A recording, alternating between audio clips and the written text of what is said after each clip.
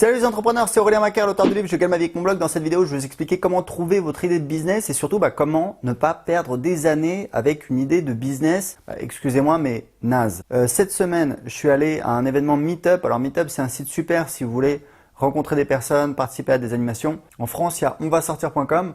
Meetup.com, c'est vraiment international. Moi, j'utilisais déjà quand j'habitais en Australie, il y a presque 10 ans. Et voilà, il y a pas mal d'événements à Lisbonne et moi je participe à des événements orientés création d'entreprise, start-up.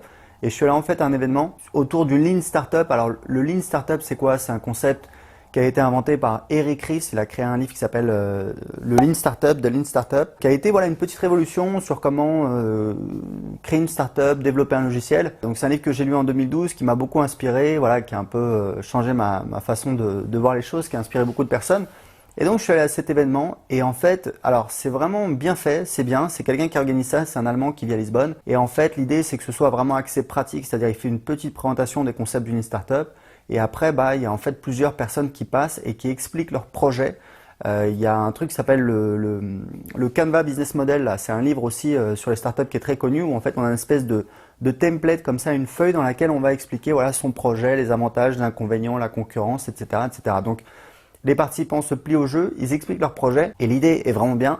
La mise en place est vraiment sympa, c'est un incubateur de start-up ici à Lisbonne où j'étais déjà passé. Par contre, j'ai pas du tout accroché sur les projets. En fait, le premier projet, alors je vais vous expliquer, je pense que c'est un Portugais, il avait un accent anglais vraiment impeccable. J'ai pas eu l'occasion de parler avec lui parce qu'en fait, je suis parti avant la fin.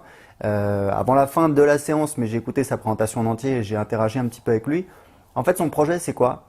C'est de faire, alors à Lisbonne il y a beaucoup de tourisme et son projet c'est de faire en fait des visites touristiques mais sur le thème des startups. Voilà, et il part du postulat que les statues, les musées c'est chiant et donc pour les entrepreneurs il va proposer une offre, une visite pour les créateurs d'entreprises, pour les gens qui sont intéressés dans les startups, pour visiter des incubateurs de startups, des startups, etc., etc. Donc à la base l'idée, pourquoi pas, on se dit c'est un petit peu innovant. Moi l'idée qui m'est venue tout de suite c'est que ok, mais sauf que moi les touristes je les vois, ils ont pour lui c'est chiant, mais pour quelqu'un qui a fait plusieurs heures d'avion pour venir à Lisbonne, forcément il a envie de voir ce que c'est Lisbonne et donc il a envie de voir les statues, les places célèbres, se balader, etc. C'est normal. Deuxième chose aussi, c'est que ça concerne un tout petit segment, c'est-à-dire vraiment les gens qui sont orientés création d'entreprise start-up. Et il faut pas oublier que même ces gens-là, qui sont quand même une petite minorité, je pense, des gens qui voyagent, souvent ils voyagent à deux avec leur compagne,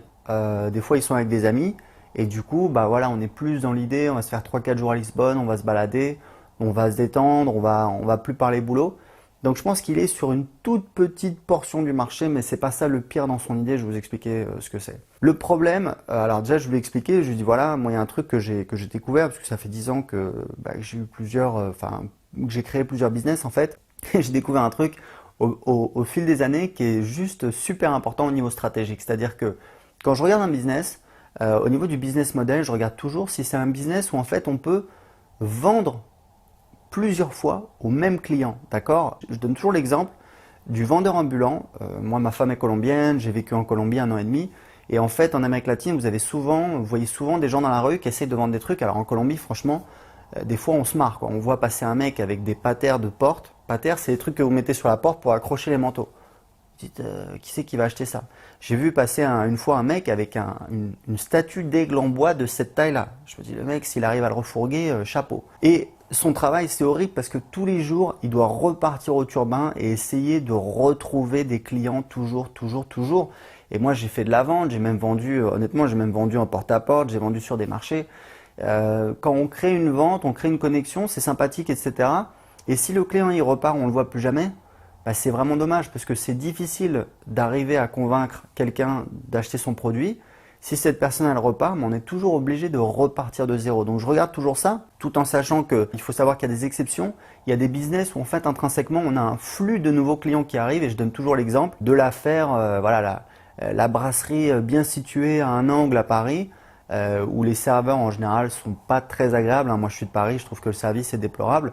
Pourquoi? Parce que de toute façon, si vous n'êtes pas content et vous partez, pas de souci. Demain il y a un Chinois, un touriste, quelqu'un qui va se pointer, un Parisien qui est de passage, etc., qui va commander son petit café et qui va repartir. Donc c'est pas un souci. Donc si vous n'avez pas un business où il y a un flow comme ça de nouveaux clients, il faut vraiment essayer de réfléchir sur est-ce qu'on a la possibilité de, entre guillemets, fidéliser ses clients, c'est-à-dire on va avoir la possibilité de leur vendre des produits encore et encore et encore, sachant qu'il y a encore mieux. C'est en fait un business où vous n'avez plus besoin de vendre à nouveau et le client continue de vous payer. C'est ce qu'on appelle de la récurrence. Et moi, j'ai changé mon business model, mon business sur Internet.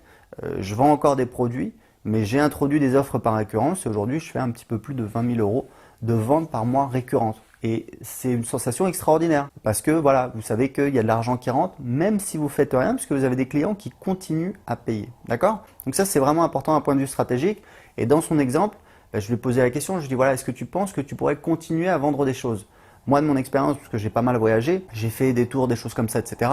Bon bah voilà, on fait un tour, on part, et puis fin de l'histoire, quoi. Il y a plus d'échange. Donc ça, c'est voilà, c'est la première chose. Alors après, voilà, il y a des gens qui commençaient à s'enflammer. Oui, mais d'accord, mais si tu ramènes des investisseurs, etc., tu les mets en contact. Oui, d'accord. Ce qui m'amène à la deuxième stratégie justement pour trouver votre idée de business. Et vous allez voir, c'est bête comme chou. J'ai un client, il disait voilà, c'est du bon sens paysan, du bon sens pratique. C'est en fait moi, si vous voulez, j'ai créé 3 business dans ma vie. J'ai jamais rien inventé. J'ai toujours vu qu'il y avait quelqu'un qui gagne de l'argent. Et je me suis dit, je vais essayer de faire la même chose à ma sauce et je vais essayer de faire au moins aussi bien que lui, sinon mieux. D'accord? J'ai toujours fait ça. J'ai créé un business en Australie.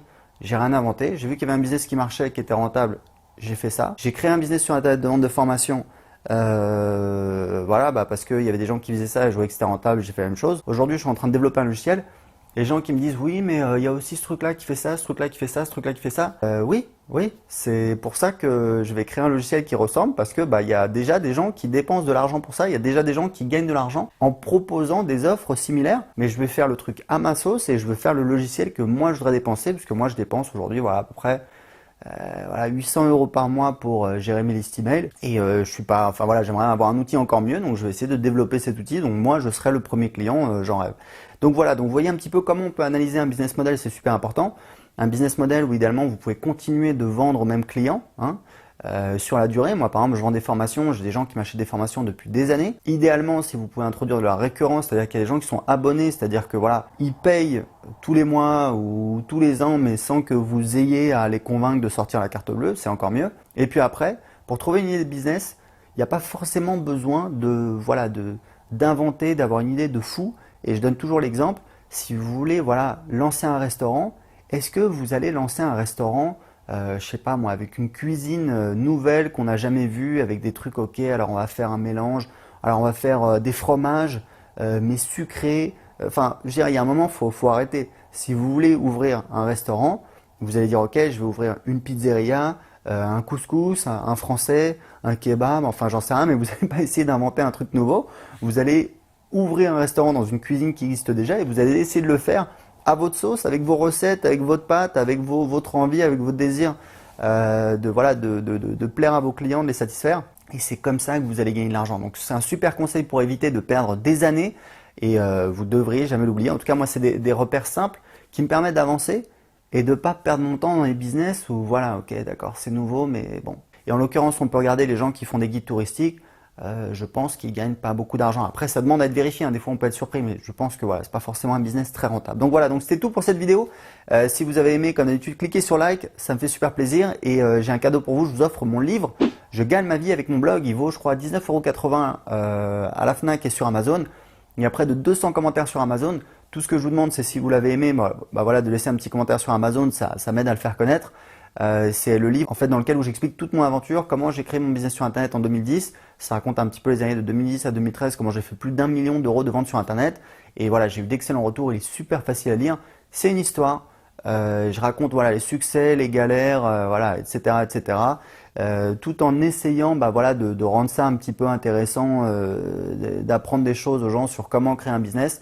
Donc pour recevoir mon livre gratuitement tout de suite, pour recevoir le fichier, cliquez en dessous de cette vidéo et indiquez-moi à quelle adresse mail je dois vous envoyer le fichier PDF de mon livre. À tout de suite. Ciao.